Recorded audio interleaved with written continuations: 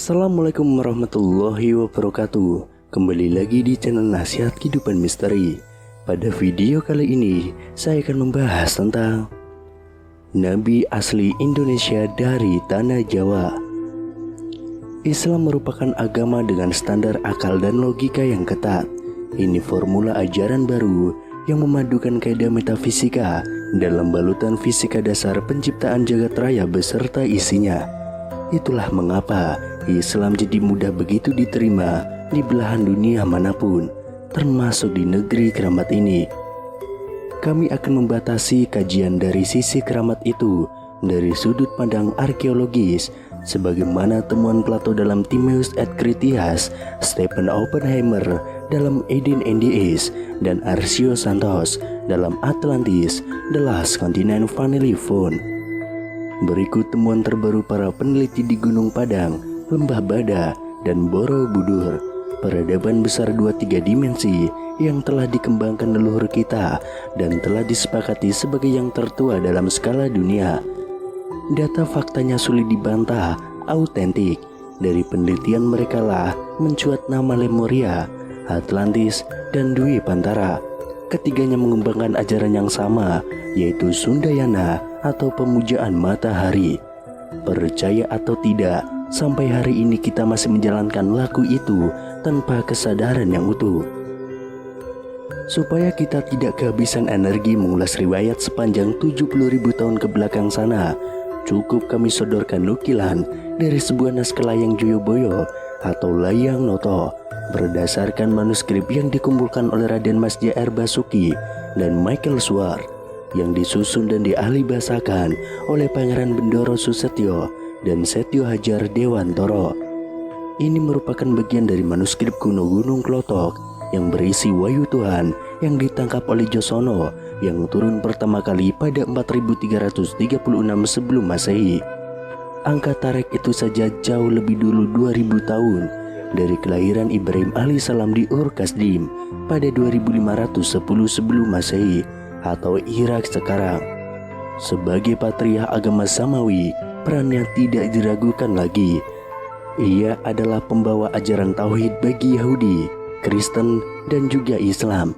Namanya yang tersusun dari dua kosakata Ibrani, yaitu Ib dan Rahim, bisa diartikan dengan Bapa umat manusia yang penyayang. Menjadi wajar bila kemudian tiga agama Samawi itu mempunyai kesamaan visi dalam ajarannya. Sebentar kita tinggalkan Ibrahim di Ur, kini kita menuju ke Mekah dan Madinah yang menjadi epicentrum ajaran Muhammad bin Abdullah. Islam yang ia bawa mendarat di sini nyaris sezaman dengan kehadirannya di dua kota suci itu, yaitu abad ke-6 Masehi.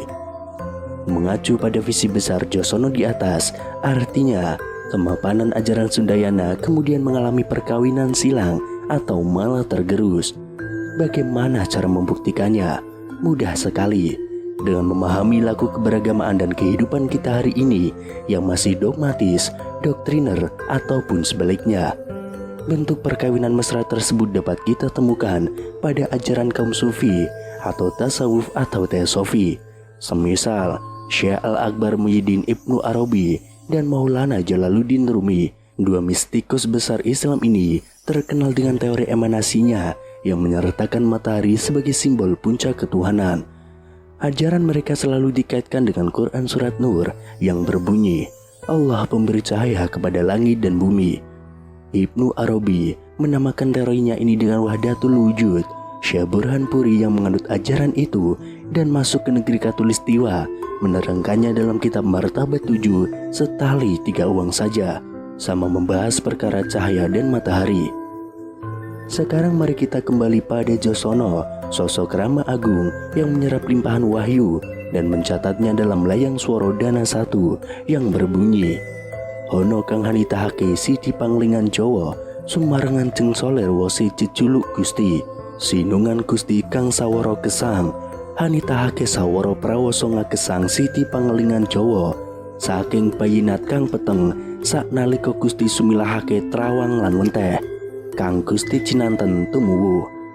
Yang artinya, ada yang menjadikan tanah pengingat Jawa beserta segala isinya yang dijuluki Gusti. Dialah Gusti yang merupakan permulaan hidup, menjadikan permulaan aturan kehidupan tanah pengingat Jawa. Dari keadaan yang gelap, seketika itu Gusti mengubahnya menjadi terang dan nyata. Apa yang Gusti ucapkan bertumbuh. Jawa yang dimaksud dalam teks itu jelas bukan sekedar suku atau pulau dalam terminologi kita sekarang ini. Jika kita memahaminya berdasarkan pendekatan sastra Jintrah Yoningrat Pangerwating Diu atau ajaran keindahan semesta untuk merawat keanggaraan diri, maka Jawa bisa dimaknai sebagai laku hurip nan suwung, kosong dari segala yang bukan dia.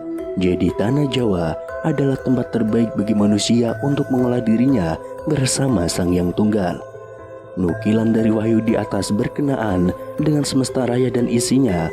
Ada juga yang bertalian dengan manusia dan peri kehidupannya dalam layang Joyoboyo. Supaya sira warang Jawa bisa pimaneh pengertian marang tumitah Jawa, uga tumitah liyane ing karo sukiye. Supaya sakebehing tumita bisa jumbuh marang Gusti. Mula kang tunggil prasa kantan kena kinaya ngapa. Ananing jalma tumitah kiyu wangkal marang Gusti kang paring urip lan patine kabeh tumitah. Kie wahono Gusti, yang artinya agar engkau orang Jawa bisa memberikan pengertian kepada seluruh manusia Jawa, juga manusia lain di jagat raya ini, agar seluruh manusia bisa jumbuh atau bersenyawa dengan Gusti yang melampaui segalanya, yang tidak dapat dibatasi oleh apapun, tetapi manusia keras kepala kepada Gusti. Dia yang memberi hidup dan mati kepada seluruh keberadaan. Ini wahyu Gusti.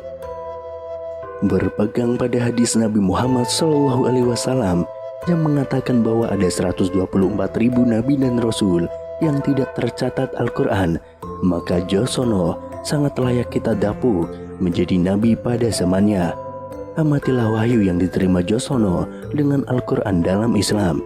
Sejatinya sama belaka, membicarakan tentang perintah bagi manusia agar menjadi wakil Tuhan di bumi, sebagai penyebar rahmat bagi jagat alit, jagat gede, dan maha jagat. Tuntutan kita sekarang ialah mengajari diri sendiri betapa indahnya belajar dalam hidup, dan hidup yang selalu dalam kondisi belajar.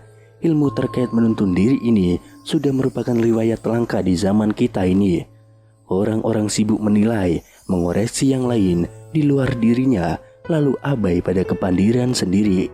Banyak orang yang begitu cepat menguliti salah siapa saja, lantas tidak pernah mau dan bisa menemukan salah dalam dirinya.